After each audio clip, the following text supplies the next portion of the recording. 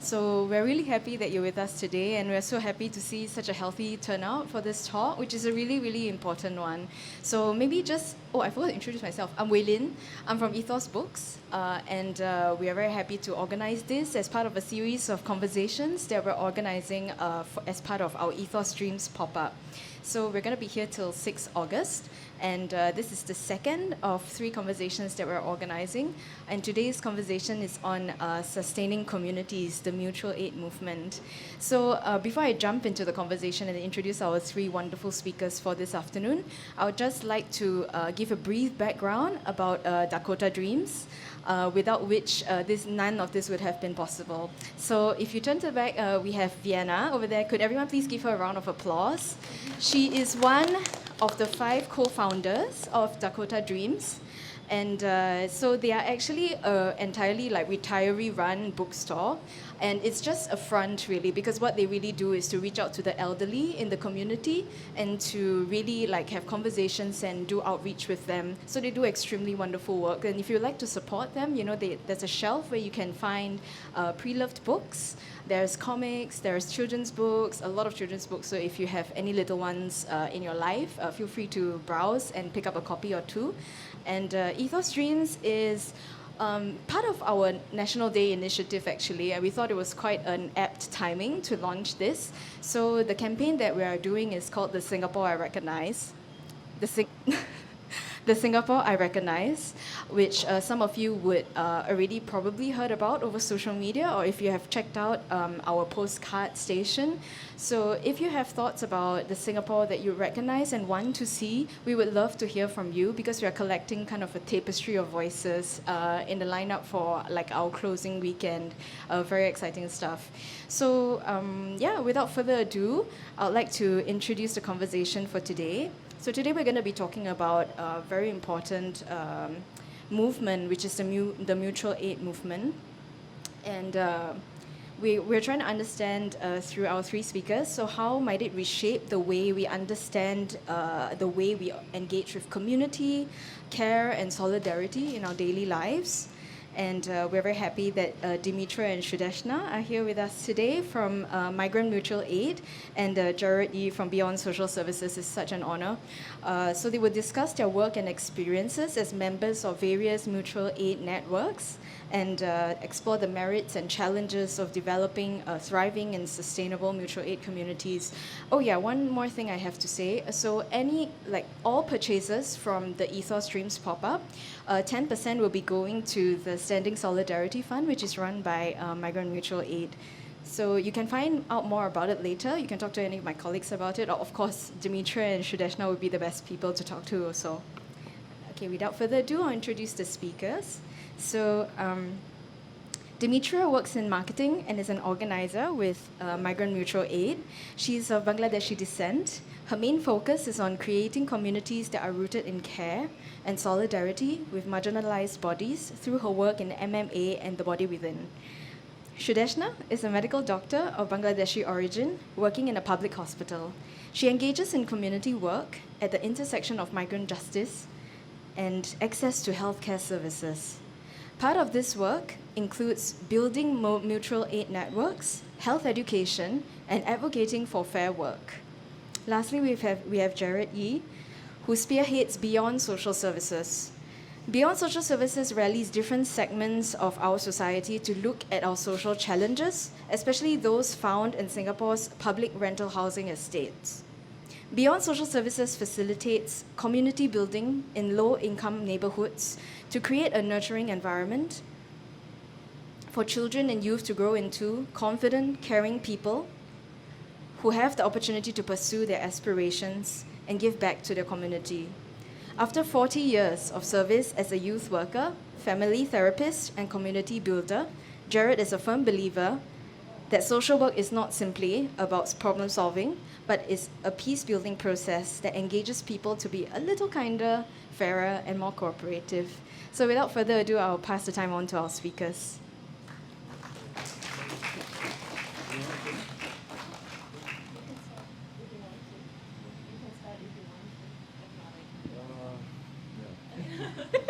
Okay, thank you so much, everybody, for being here today.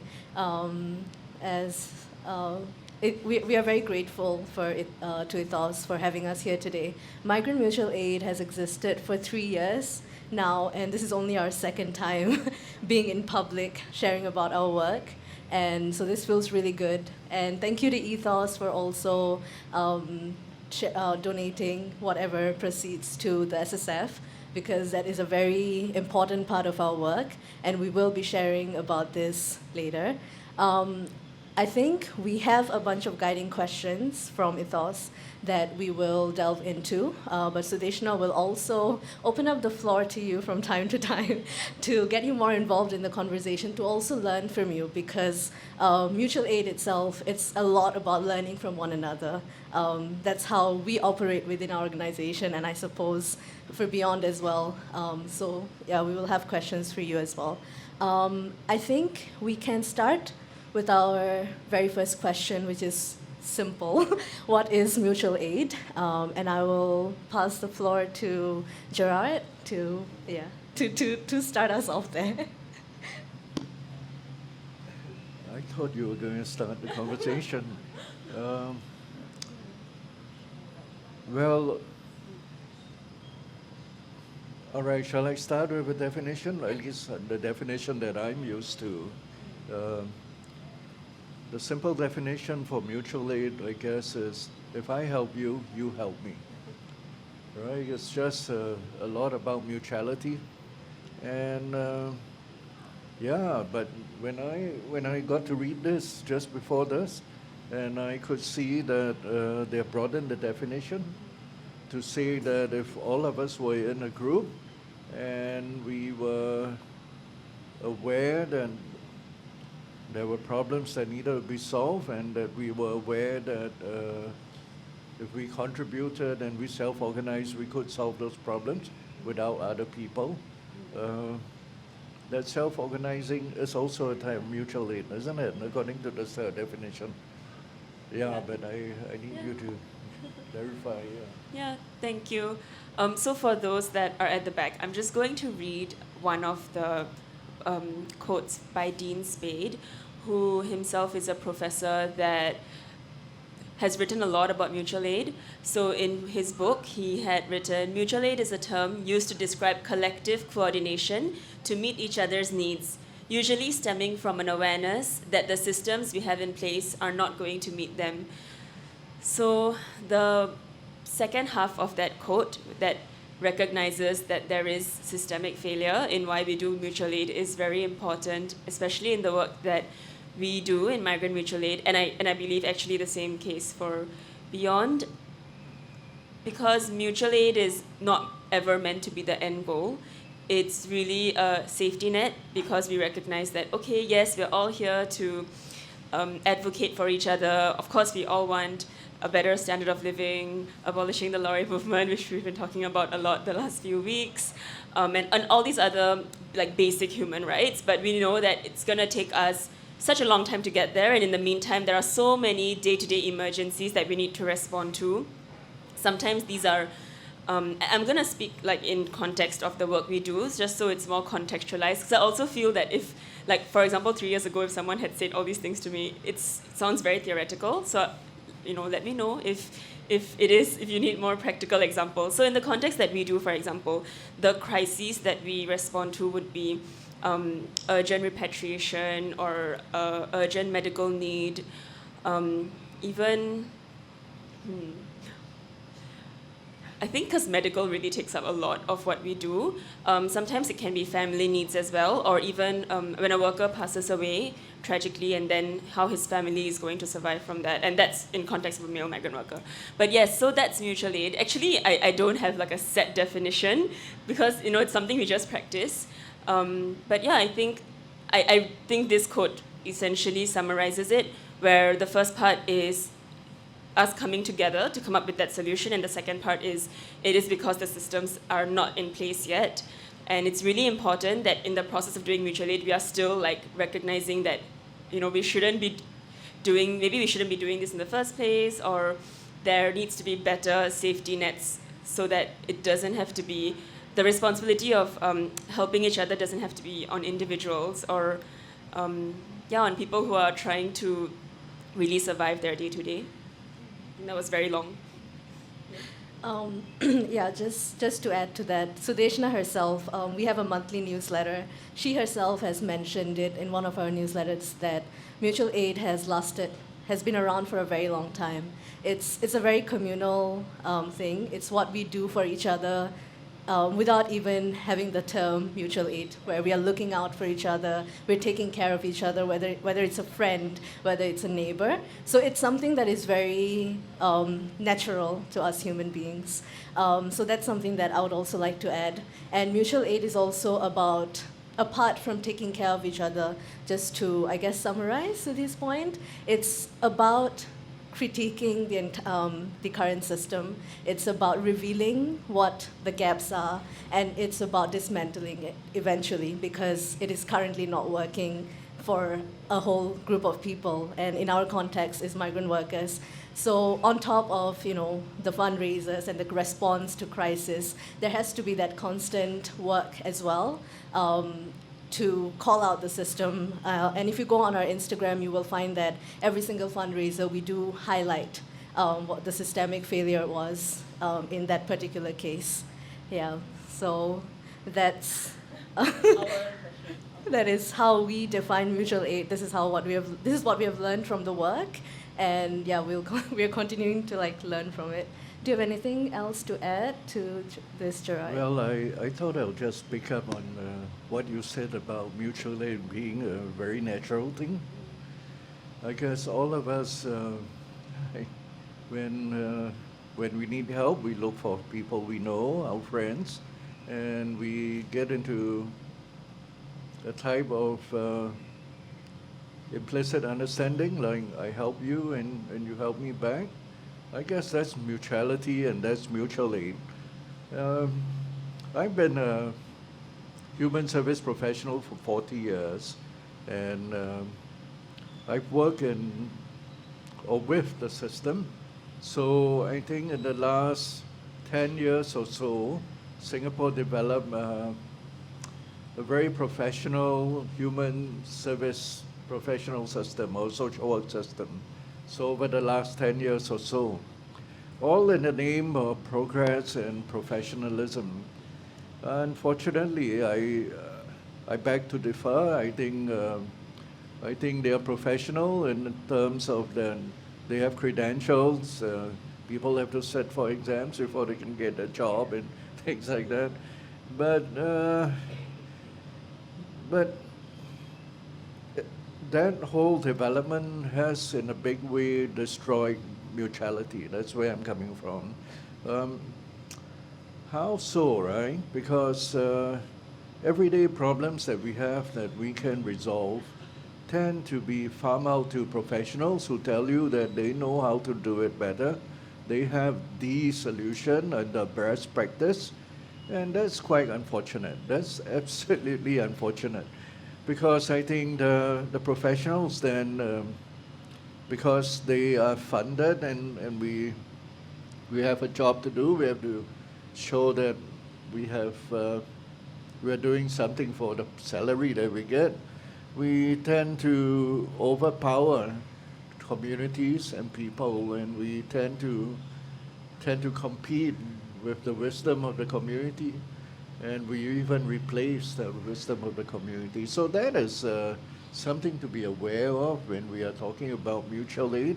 It's very much, I think, about people like us as a community coming together and trying to support each other.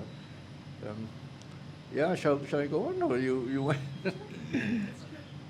So that's one thing. I think the awareness of how our helping systems actually kill the mutuality that is a strength among us. The other thing I think we need to be very aware of is all of us like to give, and all of us like to, whether we care to admit it or not, we prefer to feel a little superior than the person next door. Yeah, we may not care to admit it, and we may even deny it, but I think there's a part of us who always feels that we are in a better place than the next person. So several years ago, when my kids were very young, I put them in a childcare that we run. Of course, I had to pay full fees, they're not subsidized and all. And but it was convenient for me because I go to work and I dump my kids there and I get to work and then at the end of the day I pick them up. Yeah, but because I then am a parent in that childcare. I mean, although I need the organization, but when I put my child there, there's a change in context. It's not the boss's child. I'm just the child of one of the parents.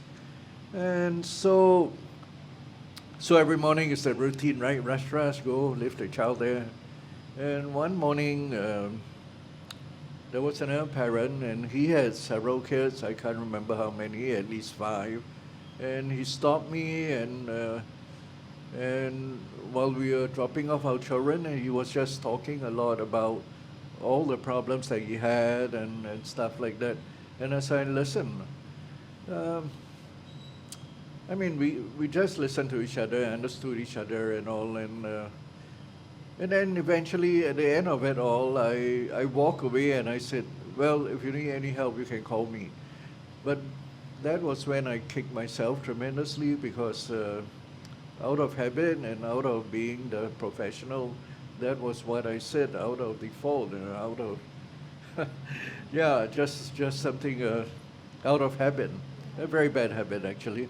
So I went back to the office and I didn't feel good the rest of the day. I had to talk to a few colleagues because I was there really as another parent together with the other parents who put their child there.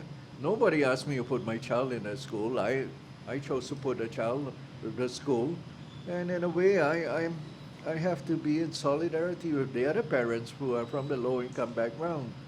I'm in no way superior. I mean, my child is there. and their problems, I should be in solidarity with their problems. They don't, I should be in a position where it's not me helping because I'm from an advantaged background and they are not. I think mutuality is how do we sit with people who are from such different backgrounds and to really believe that there's really something that I can receive from them that would enrich my life as well. And that is really, if you ask me, what is the barrier to mutual aid? Because other than that, most of the time it is charity. It is like even if I give a certain amount to like mutual aid, what do you call this? I mean, to this. But if I don't take back something, actually, in my book is not yet mutual aid. It may be a start to give, to be in solidarity with other people, the migrant workers and all. But how do I receive something from the migrant workers? Yeah, or be open to receiving something. Yeah. Do you have anything to add to that? I really enjoyed listening to that anecdote, and thank you for sharing. I guess just wanted to. It is definitely true that mutual aid is about building that community, and in the way that we operate, which actually leads to our next question, which Ethos' suggested next question, which is how does a mutual aid network usually operate? So in the way that we operate, at least, it's not like, okay, we are passing you some money and then you can pass it back to us, or you can become a SSF, which is our Standing Solidarity Fund donor. There isn't that expectation at all. And the mutual aid comes from, number one, the fact that it's a political act. When we are giving this money, it is not because we pity you or we think that this is what you need. So, for example, if I know you're in a certain situation, we would ask you, so what are your needs? Because it may be different from what I believe it is. I wouldn't know what your situation is. So that's how we, number one, it's definitely very centered around the person that we are trying to build that community with. Number two, I totally agree actually that like it's really not just about giving the money, even though this is the thing that we would probably share the most easily, like, oh, you can become a donor, right? But actually financial redistribution, it's, to be frank, one of the easiest way to do mutual aid. You know, you just set up like a standing instruction, every month you can give $10. And that's you know, if that's easy. I think what's harder is like Gerard pointed out, right, to sit with someone and to really support them through whatever journey they're going through. So for us, that includes, from simpler things like following them for a medical appointment, so you can advocate for them in front of their doctor, that may be glossing over certain details. And it even includes to like the more emotionally heavy, grieving with someone and really holding space for them as they are processing the loss of a family member that was like usually, in the context of male migrant workers, like their sole breadwinner. These are much harder than doing the financial redistribution. Sometimes it includes actually talking to employers and negotiating with them that they have to pay their like unpaid salary, or let's come up with a consensus on how we want to approach this worker's hospitalization so that at least you can allow this person to go for surgery that's life savings. Things like that, it's much harder, I would say, than the financial aspect. But at the same time, the financial aspect is also important. But I just wanted to, I guess because that's the most public, so I think it's kind of a myth that that's the only thing you can do for mutual aid. In fact, in other countries, mutual aid is so much more inspiring, like, you know, holding soup kitchens, or when they fundraise, they're fundraising for like a strike fund, so that if bus drivers go on strike and they lose their jobs, they can get their salary or living expenses from a strike fund. Yeah, so I've always thought like mutual aid is very political, and we are very careful not to depoliticize our work as well, because apart from two migrant worker organizations I can think of, every other migrant worker organization I can think of which there are many, has depoliticized their work. And like, I really don't think their route to having fair working conditions or better standard of living for all workers, but particularly migrant workers, I don't think it's goodie bag distribution in their dormitories, like on Sundays. You know, I don't think it's like holding cultural events, though I can see how it boosts morale.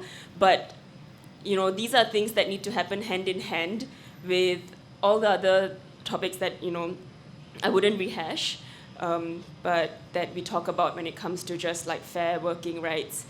And also making local working class people, or just anyone that's a wage earner, actually anyone that's a Singaporean, to realize that we are closer to how much a migrant worker earns than how much any of our ministers earn.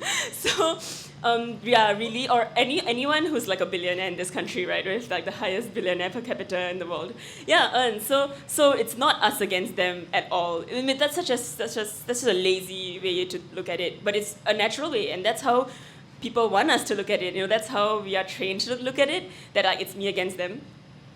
Maybe we don't feel this exactly for work permit holders, but like you do see this a lot for S-Pass as well as EP holders. Yeah. And our work mostly works with work permit and S-Pass holders, but definitely the bulk of it is work permit, and it's both male and female migrant workers, very different challenges. But I think there's a lot of similarity actually, like even the way mutual aid works in migrant worker communities, they were fine. They had their own systems as well, you know, before all these organizations came in to want to like take pictures with them and ask them to like hold their banner so that they can get more funding. Yeah, so they had their own systems as well. The same way that people who live in rental flat housing also like have their own systems. And I think it's so important that you mentioned that we don't want to replace those systems, but support it. And I think in what Beyond does, it's a lot of documenting as well of what they do. Yeah, correct me if I'm wrong. But yeah, I wanted to share more about what mutual aid can look like, more than the financial aspect. Yeah. Yeah, thanks for covering everything. I have nothing else to add. No, that was good. I think just one point, just to add to that, mutual aid is also about autonomy, not just for migrant workers, but even for us. I think growing up I have been told all the time that it's not possible to make changes to this world. But mutual aid, through its ongoing efforts, I think it gives autonomy to the people. It tells you that even a donation, even you being part of organizing, there can be changes made. It pulls back the power from the larger systems that have told us that we are pretty powerless. So I think that's one thing that's one way that mutual aid operates as well. That it gives back power to the working class, the middle class folks. That you can make a change as well in your own communities for your own people. So that is like my point to this question. And I think Sudhir has also led us to the third question. What is? Or do you have something to add about how your mutual aid network operates? So I was just asking if you have something to add about how your mutual aid network operates in the context of Beyond. Do you have anything to add about how your mutual aid network operates? I'm so sorry, I didn't quite get it. Ed, about How Beyond operates? okay. So what we do is we're a community development agency, meaning that when we go into neighborhoods, we talk to people and find out what's important for them, and then we kind of invite those people who have a shared concern to come together to have another conversation and to self-organize to do something that they feel is in response to the shared problem. So that's what we do. That's actually not so difficult actually because actually people really know what they want to do for themselves. They really know what they want. It's a question of holding the space. And we've also worked closely with the migrant community because it seemed a lot more natural for them.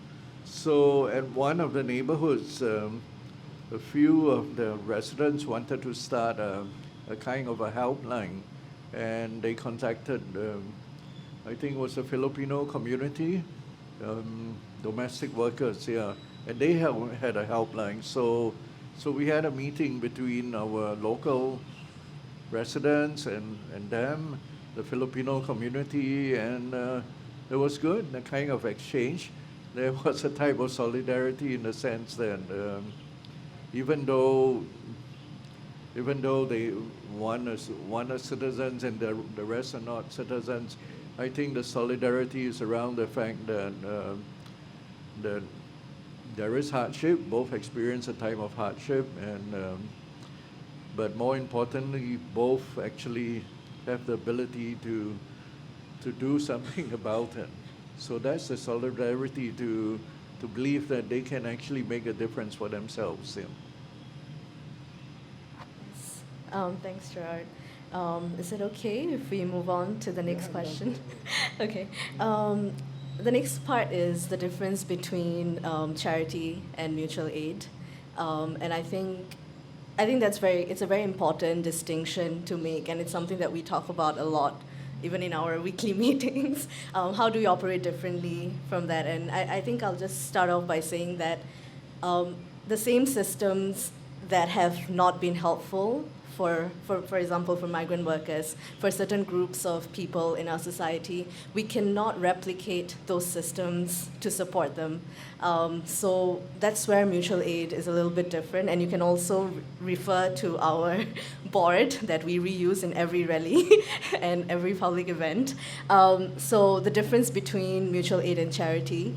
I think the key thing is what solidarity is and what charity is. And because we are on the topic of solidarity, I was wondering if Sudhi wants to ask people what you think solidarity is, your definition of solidarity, something that we can learn from you as well. So maybe we can have hands up, or if you want to share something, and then I can just pass you the mic. Is there anybody who wants to? Brave and try. Yeah. What you think, or have you seen any examples of solidarity I'm just going to reiterate that it's something that's very natural to all of us as well. Yes, Nessa. Yeah, I'm gonna save you guys because you're my friends. I don't really have a definition of solidarity, but I do have a question that is in the same vein with this theme. And the question I have is basically, why should Singaporeans get political? Especially for those of us who are, highly educated, we can afford a BTO, we can afford a very decent standard of living. And if we want to help, marginalized communities or communities that need a bit more support, there are more than enough charities and social service organizations that are very well resourced by the government, some are even government run. So why is there a need? What is the incentive for a Singaporean to be like, I'm going to reject the charity model? And I ask this because I think it's an important question to ask in terms of strategizing, because mutual aid work, I think some of the terms we use to describe it, like care, cooperation, it's true. Incomplete picture, because mutual aid work, given its nature outside of the system, antagonistic to the system, right, is going to be very fringe. And I see it and because it's very fringe, it also requires so much labor on the parts of people who are involved in that kind of work. So you guys have day jobs, right? Even volunteers for smaller, less uniform mutual aid pods, for example, either students or they have day jobs, and people of maybe a higher socioeconomic status, they have a bit more time to do that. So, but time is that resource that activists don't talk about, right? We don't have that we don't have, what's happening? It's government. Hello. Yeah. So, okay, sorry, I'm rambling a bit, right? But why I'm asking this question of getting a critical Singaporean mess, and right now, from what I'm seeing, yes, it's very promising. Activism on the left is growing, but activism on the right is also growing at the same time. So it is a bit of a populist kind of. It is populism, right? There is that dynamic. How do we win the battle on that front? And so the question I have is why do you think Singaporeans should get political? Why should empathy be political? Because I think most Singaporeans are very well-meaning. They are either scared or mostly scared, right? This sounds a bit anti-government. I don't want to do it. Yeah. That's a really difficult question. Yeah.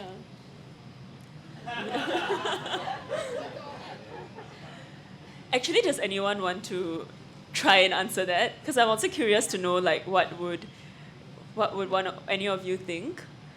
And by the way, even the solidarity question earlier, there's really no right answer. It's more of what would be people's definition of solidarity, and I think it's quite. It is similar to what Nessa asked about why should a high SES Singaporean or just in that category care. I don't know how to answer it. What do you think?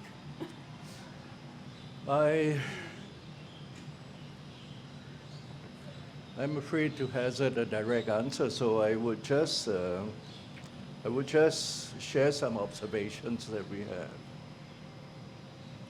Perhaps I ask the question. We have built this country from a fishing village, so to speak, to what it is today, and it's quite an amazing fit. But somehow we can't build a football team to win games. Our football team since the 70s have not been quite making it. Now, sorry, I don't think you got it, but why I say this is I think it's a question of how we are organized and what we are organized for, and what is the organization in service of. So 30 years ago, I was taking my boys to the stadium to give them some pocket money because they put on their kit and they become ball boys during the S-League games, and I help out by just making the announcement so that my boys can get some pocket money. And back then, we were always talking about trying to win something, and a better national football team, blah, blah, blah, and all that. But it's been 30 years, and we're still having the same conversation. And why is that, right? I mean, it's not like they didn't know what needed to be done 30 years ago. And the question is, how come it wasn't done? And which makes me wonder, all this big organizations or committees or whatever, work groups that are set up, what is their real agenda? I mean, at the end of it, is it really to achieve a stated goal or what? I mean, I can't believe that we are so incompetent because we have built quite a city. So that's one way I would answer that. As for the social service sector, if you take a grant, and it's all very transparent, if you can go to the websites and government grants and stuff like that, and the moment you take the grant, it's very transparent, there's obligations that you have to adhere to, and then you look, right, for this amount of money, you have like, you got to give a theory of change, you got to evaluate, you got to, so many things. And then there is also, you have to subscribe to some sort of organizational health framework. So when you think about it, if you take that money to do certain work that's in your proposal, but at the end of the day, there are so many obligations to meet. You ask yourself, I mean,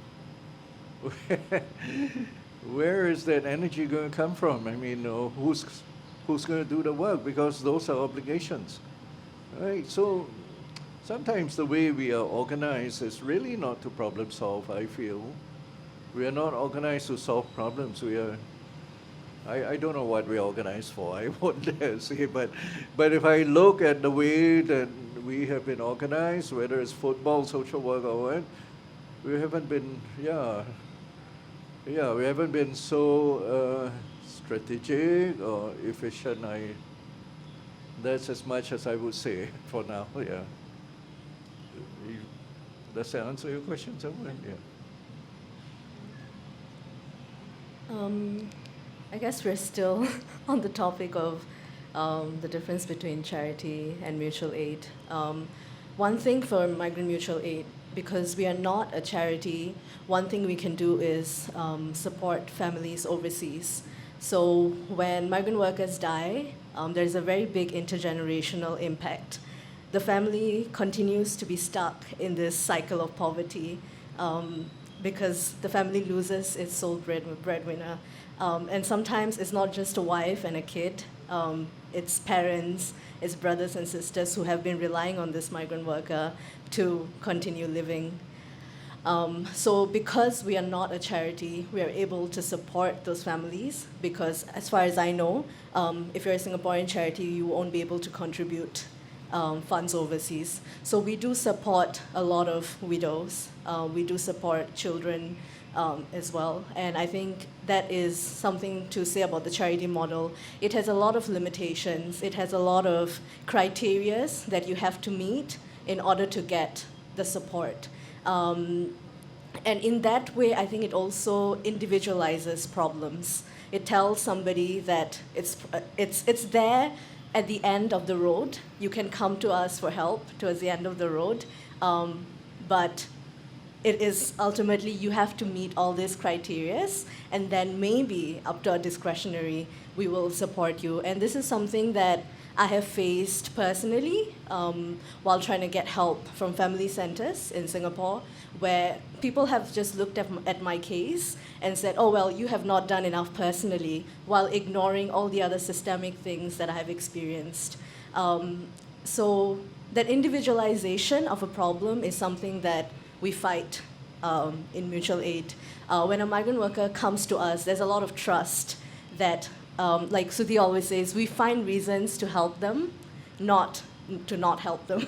So we'll always go through this very vigorous process of understanding where they're coming from, what are the lacks, what can we do to find a way to help them, because even asking for help is a lot for a migrant worker and their families.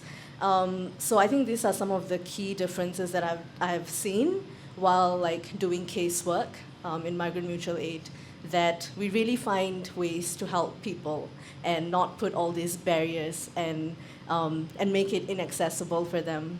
Yeah, I think this is some things that I have seen. Do you have anything to add? I just wanted to ask if anyone wanted to respond to Nessa's question, actually. If you like thought about, why am I here?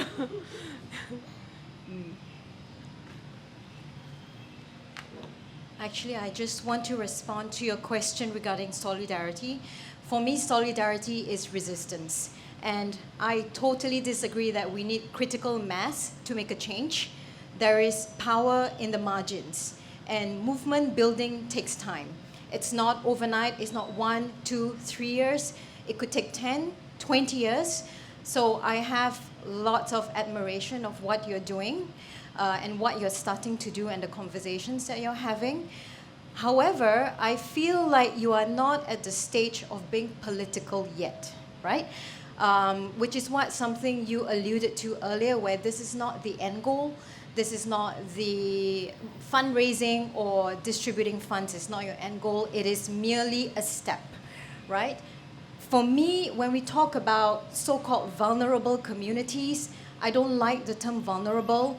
They are made vulnerable. They are vulnerabilized. So language is very important when we discuss solidarity, mutual aid, and things like this. The systems make them vulnerable. So this is something that we always have to remember. They're not there sitting down waiting for handouts. Charity, or you could call it mutual aid. It's semantics. At the end of the day, how do you make your movement political? What's missing for me is the voices of the people that you have worked with. So in discussions like this, I feel like it's important to actually have representation of the migrant workers themselves. Is it in your plan to also have like community leads, or have, I don't like the word board because it's very hierarchical, but community leads of migrant workers themselves? Is this part of your plan? So this is one of my questions, because it's important, like what Gerard mentioned, that you hold the space where they can self-organize and talk about the issues they face themselves, and what you do, you become the people who hold the space for them, who create that safe space for them. And the second question I have is, you talked about how the end goal, or rather the long-term goal, is to dismantle the system. This is very good. I like that. What are some concrete ideas that we have?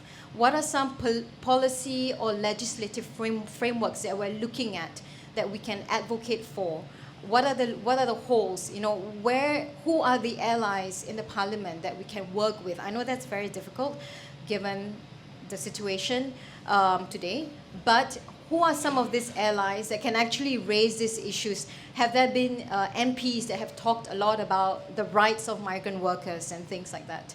So just 2 questions, your future plans in terms of representation and concrete ideas on dismantling the system. Thank you.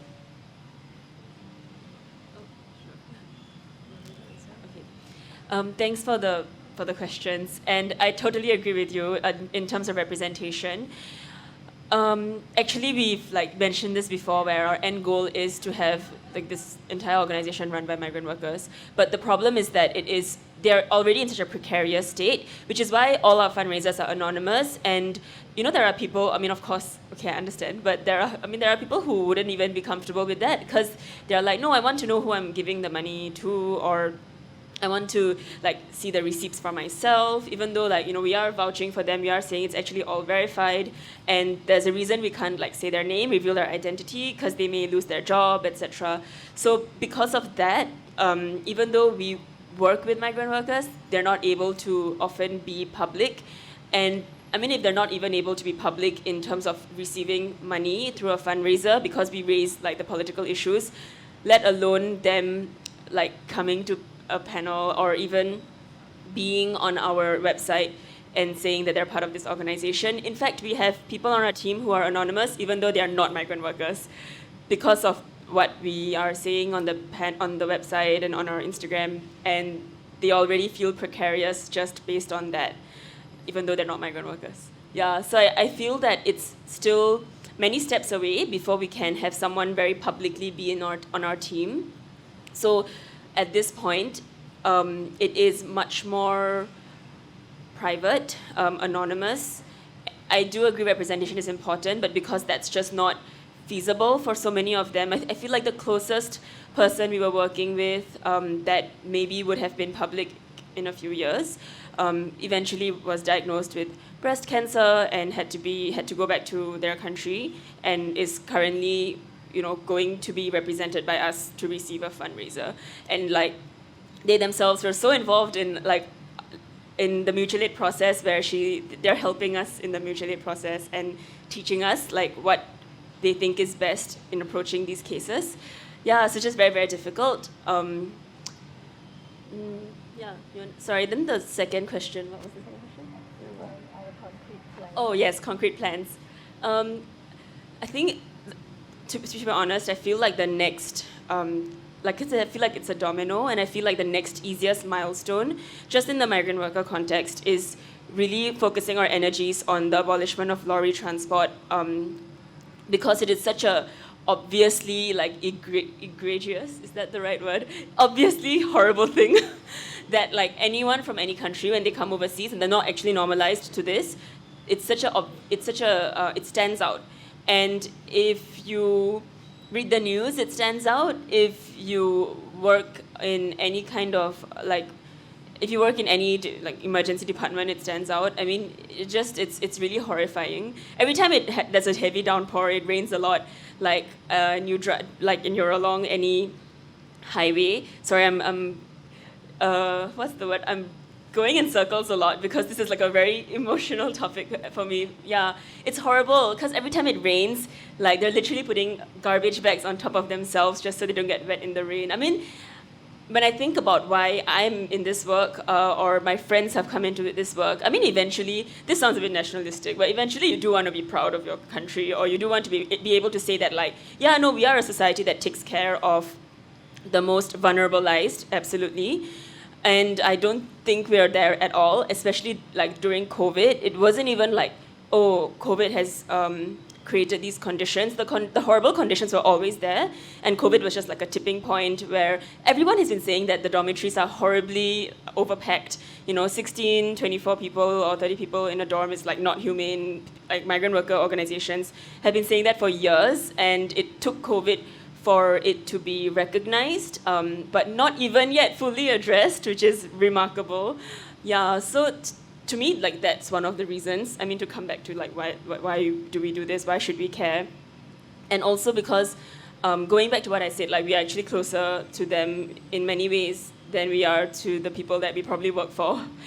Yeah, and I feel, so as someone that grew up here, as compared to growing up in Bangladesh, I feel specifically for Bangladeshi workers, whether they're a domestic helper, very few, or male migrant worker, there's also a lot I learned about community, not specifically talking about, my culture and my community, but just the act of community, the act of sharing a meal and what that means, and the act of coming together and how natural it is.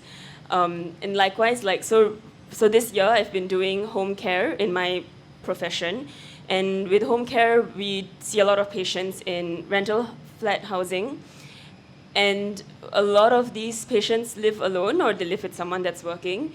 So oftentimes the people that help to buy food for them, or bring them to their GP when they're sick, or call 995 when they have a fall, is their neighbors, which I don't see at all in any of the other kinds of housing that we go to, whether it's a 3-room, 4-room, 5-room HDB flat, and condo, and last being blended. Yeah, and I see that the most in, so I don't know what that means. I'm not trying to say that the more vulnerabilized you are, the more community they have, but I think there is more of that, more systemic failures on that spectrum, which is why the community is just stronger there. So I feel like I'm learning a lot in this work, and that's why I'm here, and also alluding to I want to be proud of the country, and I am, but there are so many things that we're not doing well. So that I would say that's the next domino that we need to focus on, and then we can go to the next steps. In terms of allies in the parliament, totally, personally, I've not really thought of this, not because it's not part of the game plan, but I think right now there's just so much more that we are fighting, and yeah, just not really, yeah. Just three things. The first thing is, I don't know where I heard this, but I think dissent is the highest form of patriotism for me. When we call out our country, when we are pointing out the flaws, that is patriotism. That is because I love my country, I want it to do better, and to support people who have the need with more tenacity. That's one thing. The second thing is care is it's very risky. Caring for people carries a lot of risk, especially in our, at least for the work we do. And not just for us. Even you have people, activists in Singapore who end up in jails because they care about prisoners and prisoner rights. So care it brings a lot of risk, and I don't think we should put the onus on a vulnerable group, which are migrant workers, just for the sake of representation. We do have migrant workers who support our projects individually, and always we check in with them that, do you want to be represented? Do you want your name out there? How do you feel about that? And I think that is a nuance of the work as well. Lastly, with Migrant Mutual Aid, I've only been part of the group for a year now, but I think it has built momentum. I think in the beginning, it would have been completely impossible because you're responding to a crisis, to do work that involves advocacy and things like that. But now I feel like with our Standing Solidarity Fund, and now we have a new fund for bereaved families, where we give money to widows and families. We have a lot more capacity because we don't have to do fundraiser for every single need that arises. We have more capacity to do casework. We have more capacity to give time to advocacy work. And we do have a bunch of things happening down the line. I'm not sure if we can mention it, but we do want to work on a handbook for migrant workers themselves so that they can understand their own rights because of the language barriers, because of the things that they face with Ministry of Manpower. So sometimes they go there and they don't even know what to do, how to proceed. We have had cases where they have been, the Ministry of Manpower has done them wrong because they don't understand what is happening. So even empowering them in those ways, I think counts as dismantling the system. So these are some things that we have down the pipeline. And obviously, the Lorry issue is a very big chunk of thing that we're really actively trying to work on, moving forward. I'm sorry, Gerard. It's been a lot of talk about Migrant Mutual Aid, but please go ahead and No, it's all right. yeah. I thank you for the question and the observations.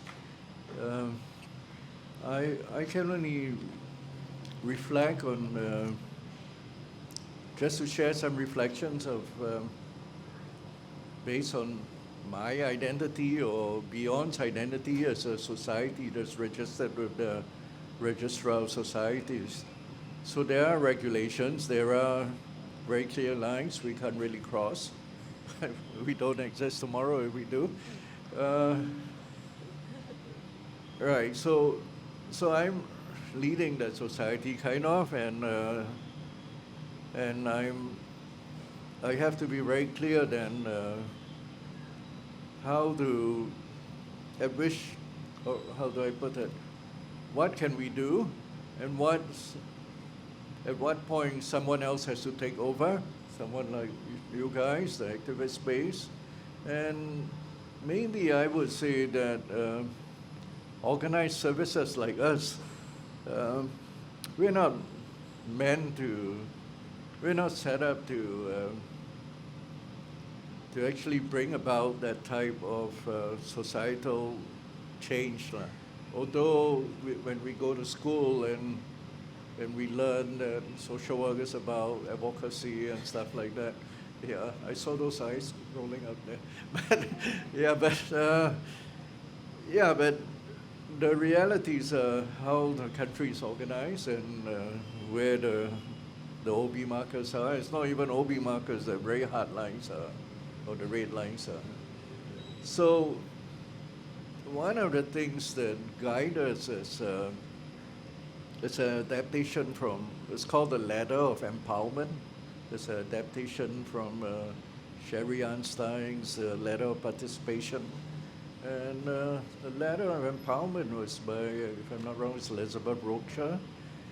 And what she's saying is there are 5 levels, and the first level is really where empowerment is about the individual. If I have a problem and I get empowered, I learn how to better cope with my problem, and then I get on with life. That's level 1.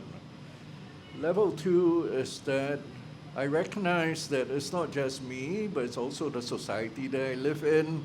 So if I'm a kid and PSLE is like driving me nuts, and then I know the structure of PSLE is probably not very good for my mental health or for my well-being.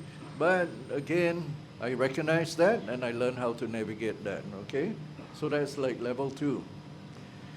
Level 3 is like within a school, let's say, since we're talking about students, and the student's voice have to matter in how the school is organized. Maybe the school then creates a student council, apportion a certain percentage of weightage to those voices. So, in a way it's organized empowerment, but in a way that is, let's take it that is sincere and the students actually have a say in how the school is run up to a certain way. So I think she calls it mediated empowerment or something like that.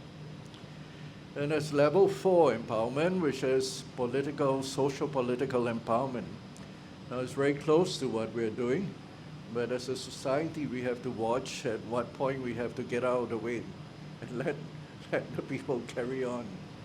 So in the neighborhoods that we work in, people are talking about their health challenges, or they're talking about their welfare checks, or they're talking about the circumstances that they encounter when they go collect the welfare checks and stuff like that.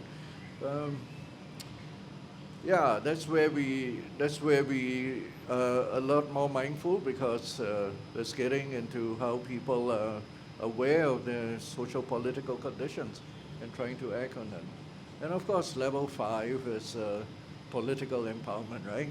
So these are the 5. These are the 5 stages, and I can say that it's a realistic view of looking at empowerment, and perhaps that's why organized services. That's why there are all these rules for organized services, because we're not there to supposed to bring about that kind of change. So we had one of our members, right? I'm sure you all know, she was homeless, and then after that, along the way, it's not like we did a lot, but along the way, at the last election, she stood as a candidate. So if you look at all this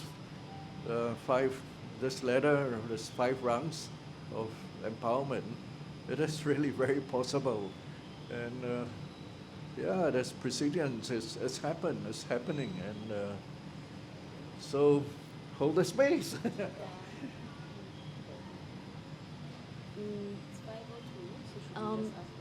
It's 5:02. I just think one last thing to bring up would be that was a very good guiding question. Let me just pull it up. Yes, so what's the best way we can support mutual aid currently? I think that's important to answer, but I'll leave it up to you. Do you want to open up the floor to a Q&A, or would you like us to answer that first? Okay, no responses. Oh, no, I'm asking you all. Okay, I guess we'll answer it very briefly, and then we'll open up the floor to questions. What is the best way to participate in mutual aid? In the context of Migrant Mutual Aid, so I mean, I think at this point, yes, you can always donate to the SSF, but you can also volunteer. Or actually, no, we've recently decided we're going to stop using that word. You can also organize with us because we realize, like, actually, we're not volunteers. Like, we really are organizing around these issues. And it, like, kind of becomes part of the way you think, the way you act. So, yes, you can organize with us. And as to how exactly, it's going to be no point to, like, go into specifics. You know, you just talk to us, and we can always find a way that you can do it, even if you're very busy or you have a lot of free time, like, whichever it is, and depending on your skills. Yeah, it'll be very helpful. Yeah, that's for us. Brief. I think hang out with the guys, that's the best way to start. Yeah, I mean, if it's really migrant workers, then I would hang out with migrant workers. I think that's a way to start, because then or whoever it is, right, is to see whether there is, to really believe and experience that actually hanging out with those people does enrich my life. And it's not just about giving them resources to get on with their life. You know. Yeah, that's how I would start with it. Well, we can't go down to the migrant workers and hang out with our friends, but in a way that really believe that each of us have something to give to that relationship. Yeah. And yeah, learning how to be less individualistic and being less independent, I know, and really believing in the need for interdependence. Not so easy. We have been so conditioned to be so rugged and strong and be number one and all that stuff. So, and how do I sit with you and say that, hey, I'm not so strong, you know, do you mind if I'm not trying to call you out, but maybe, you know, we need each other a bit more, yeah. So I guess that starts there. Yeah, just to add on to that. I think talking to people is the best way. I think Singaporeans, as a community, we are very isolated from one another, from one another's realities. I have Singaporeans asking me questions that I can't, although I was born and raised here as well, them asking me questions that I can't believe that they don't already know the answers to, but that's because of the way community is organized here. We are just not familiar with each other's realities. Realities as immigrants, realities as brown folks, and the different intersectionalities.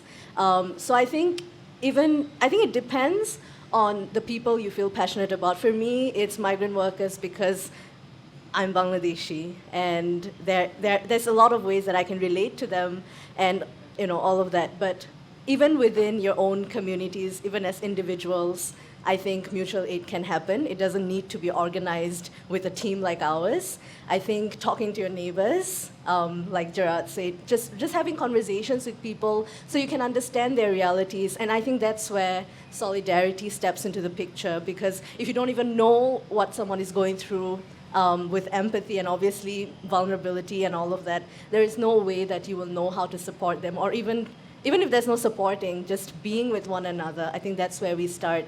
Because I think currently in this climate, we're really facing this crisis of care. And mutual aid can be an antidote to that.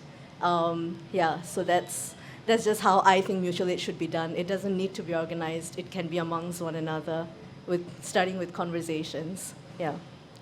I guess we can open the floor to questions. Okay, sorry. Yes. Hi, I have a question about what makes doing mutual aid sustainable for you, because what I observed in my circles was a lot of momentum when the pandemic first started, and then a lot of burnout that followed very quickly after. So I'm just wondering, is there anything in your structure of your network, or even things that you do individually to kind of keep doing the work? Yeah, this was one of the questions that we didn't cover. I think, instead of doing fundraisers for us, because in our context, migrant workers have those needs, having these standing funds that we can always tap into, because fundraising requires a lot of resources, a lot of writing, creating those very beautiful looking Instagram pictures so that people want to read those, right? But apart from that, even as an organization, the way we operate is very different from maybe a social service center. We don't have KPIs. We don't have like deadlines. I mean, we have deadlines, but like goals and such that we need to please somebody to, there are no obligations as such. So even the culture within ourselves, we really take in from the work of mutual aid, where we're constantly checking in with each other. And there's always someone to fill in the shoes, like if you are burnt out or you need a time out, because we're checking in and we have those conversations. There's always someone to pick up the work if you can't. But that's not to say that we don't burn out. We do burn out. But I think the work also drives itself, because one of the burnouts that you can experience is actually not seeing systemic change in a long run, right? And that's something my partner mentioned when we were talking about it, just to give him some credit. So what happens with mutual aid is that on a daily basis, we're doing this casework, and we see small wins every other day where a worker that we have negotiated for with an employer, he manages to stay in Singapore a little bit longer. And that kind of, it's a cycle of hope and despair. That's how I like to put it. So we see moments of hope, and then obviously there's that despair that we couldn't, the systemic change that needs to happen hasn't happened yet. But because of the way mutual aid operates, every other day there is some form of joy, some form of win to look at. And we really just, it's friendship, like the way the team operates. It's a really beautiful like friendship, and I think that's what sustains the work. Like our weekly meetings go up to 2-3 hours because we have jokes. We enjoy the work that we do, and I think that's important. I think that's how we keep from burnout. But yeah, we burn out quite often as well. Yeah. Do you have anything? I just want to add, one of the very first cases we put up, his name is R, and unfortunately after 2 years he did pass away from multiple myeloma, but his brother Z never fails, even up till now, to invite us for Eid. So Eid is falls twice a year, and every Eid it's an opportunity that we all just come together. We've gotten to know not just him, of course, but also all of his housemates, and they have been staying there for over 20 years. They literally built the roof over their own house. Yeah, it's just like a shop house in Geylang, and every time we go there, it's just a reminder, because it's also one of the first few cases. It's always so it's very beautiful in that sense. And then I think putting in the systems to make it not as laborious definitely helps, like the SSF that she mentioned. Is there anything you would like to add?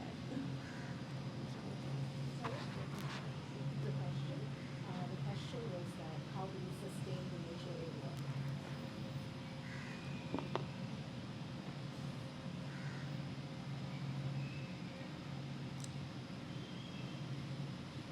Well, I think it boils down to each and every one of us, like what I was saying just now.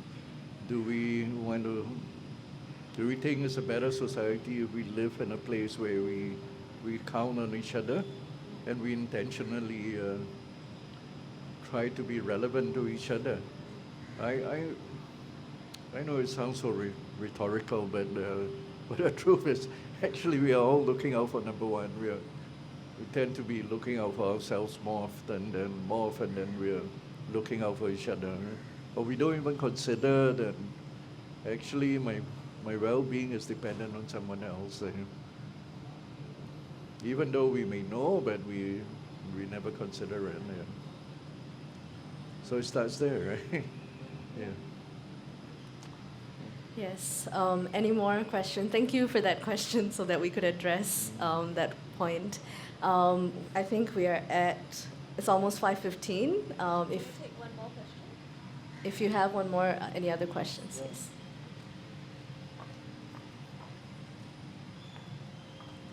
So I want to try not to answer, but to give a pointer to the question. I've been thinking, why am I here? And I think class consciousness is a big part of that, and understanding what you guys said, that I'm closer to someone who's a migrant worker working on construction here than any other people who actually can make systemic change. So I think that's one thing that should be worked on a lot. to try to bring more people that can help us more as well into this kind of movement. And the question that I have is the question of language. I've tried talking with some of the migrant workers that are where I live, and there's a big language barrier there, and I couldn't break that barrier in any way. And I don't know anyone who speaks their language. So that's one. How would you suggest me to break that kind of barrier? I can pass you my number. Yeah. No, definitely there are people on the team that don't speak the big languages that a lot of the migrant workers speak. And actually some of the migrant workers also don't even speak English. Maybe they speak Bahasa or Tagalog, etc. So one is, definitely getting people that can help to translate. But also, that's why I really feel mutual aid is so accessible, not only for anyone that wants to receive aid, but also anyone that just wants to be part of the organizing, because there are so many things that you can be part of without necessarily having to speak in that language. And when I talk about, for example, the bi-yearly meals we have with Z and all of his friends, basically, I think half the team don't understand what's going on when it's in their native languages, but it's okay. Like, we really just sit there and receive their love through the food that they cook for us. And sometimes the moments of that mutuality is without language, and that's okay. It's a bit hard for us to answer it because we both do speak one very major language, but of course we also don't speak all of the other languages. But I feel that there are so many other ways I can support. So for example, in my own capacity, I may not speak their language, but say my skill would be I can help to interpret your medical report and try to help you dissect like what are your real viable options given that you live in this country, given the laws, and how can you make sense of it? Yeah, and how bad is it? Things like that. So you don't have, I guess I feel the skills you have, or even the fact that like you can actually recognize these issues as systemic is like the first step and enough. And then from there, that's why I feel like, yeah, you can have a conversation and see how you can fit yourself in that picture. I don't think language will stop you. Yes.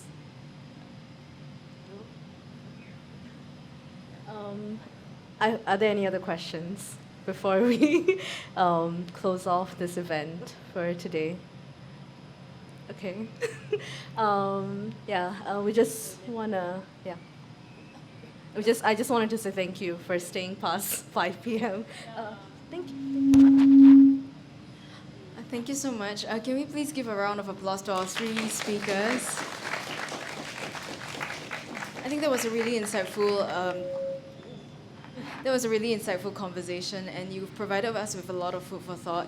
So if you please feel free to talk to Sudesna, Dimitra, or Gerard about Beyond Social Services or Migrant Mutual Aid. And we also, if you would like to support in a different way, there are a couple of books that you can check out. So first we have Me Migrant, which is a number of poems that were originally published they were written in Bengali, but they were created after being translated in English. So the poet is Mukul Hossain. And you can also check out our anthology, Brown is Redacted. So it contains some moving poems and personal accounts. I remember Sudesna was talking about, the plight of the migrant workers in the dormitories during COVID. And actually, there's an Easter egg behind Sudesna. So on the blackboard, we actually have included a quote from one of the poems in Brown is Redacted, which is written by Saif Tamal. So actually, Saif Tamal has published, I think, his COVID diaries. It's entirely available online if you want to read the full recount. It's quite horrific, but I think it's a really important documentation that needed to happen. There's also other voices such as Bing Navato and Zakir Hussain Kokan. Some of you might be familiar with Zakir's story, which was really sad, but we are grateful that we have had the opportunity to publish him, at least in our anthology. And yeah, finally, there's a different kind of mutual aid that we have also published about, which is called Khairat Hita. So it's actually Malay Muslim mutual benefit organizations that have existed for, I don't know, they're centuries old probably, but not many people know about them. Not even like many of the younger generation Malay Muslims don't know about these community groups that have really been serving their communities for such a long time. So I really encourage you to find out about them, spread the word. You don't have to get the book, but you know, if you know, like if you have any friends within your community you know that can benefit from their mutual aid, please reach out to them. So yeah, the title is called Khairat Hita. Yeah, with that I'll like to end the conversation, and thank you so much for being with us today, and have a very, very good evening, everybody.